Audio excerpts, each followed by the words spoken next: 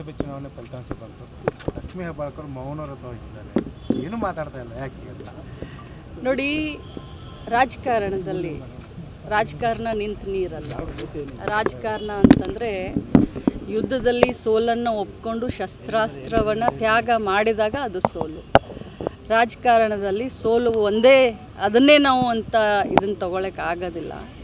ಸೋಲನ್ನು ಕೂಡ ಸಮಾನವಾಗಿ ಸ್ವೀಕಾರ ಮಾಡಿ ಗೆಲುವಿನ ಮುನ್ನುಡಿಯನ್ನು ಬರೆದಿರೋದನ್ನು ತಾವೇ ಎಲ್ಲ ನನ್ನ ಅಣ್ಣ ತಮ್ಮಂದರು ಮಾಧ್ಯಮದವ್ರು ತೋರಿಸಿದ್ದೀರಾ.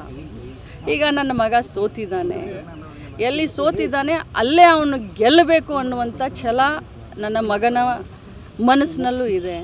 ಸೊ ಏನು ಇದು ಒಂದೇ ಸೋಲಿನಿಂದ ಕಂಗೆಡುವಂಥದ್ದಿಲ್ಲ. ಮೌನಕ್ಕೆ ಜಾರಿದೀವಿ ಯಾಕೆ ಅಂತಂದರೆ ಎಲ್ಲಿ ನಮ್ಮಿಂದ ತಪ್ಪಾಗಿದೆ, ಯಾಕೆ ಈ ರೀತಿ ಆಗಿದೆ ಅನ್ನೋದನ್ನು ಹುಡುಕ್ತಾ ಇದೆ.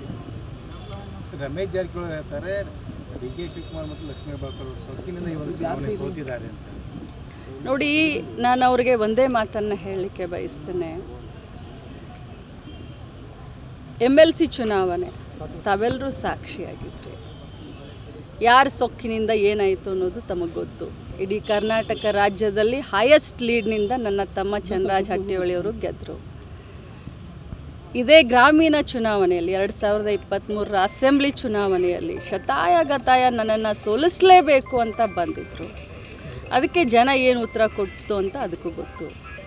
ದೊಡ್ಡ ಹಾರವನ್ನು ತಂದು ಲಕ್ಷ್ಮೀ ಹೆಬ್ಬಾಳ್ಕರ್ ಕೊರಳಿಗೆ ಹಾಕ್ತೀನಿ, ನಾನೇ ಅವರನ್ನು ಗೆಲ್ಲಿಸಿದ್ದೆ 18ರಲ್ಲಿ, ಈಗ ನಾನೇ ಸೋಲಿಸ್ತೀನಿ ಅಂತ ಅಂದಿದ್ರು. ನಾನು ಇನ್ನೂವರೆಗೂ ಆ ಹಾರ ಎಲ್ಲಿದೆ ಅಂತ ನಾನು ಕಾಯ್ತಾ ಇದ್ದೀನಿ. ನೋಡಿ, ಗೆದ್ದ ಮೇಲೂ ಆ ಉತ್ತರ ಕೊಡಲಿಲ್ಲ ನಾನು ಅವ್ರಿಗೆ. ಈ ಮಾತಿಗೂ ನಾನು ಉತ್ತರ ಕೊಡೋದಿಲ್ಲ. ಕಾಲಾಯ ತಸ್ಮೆ ನಮ.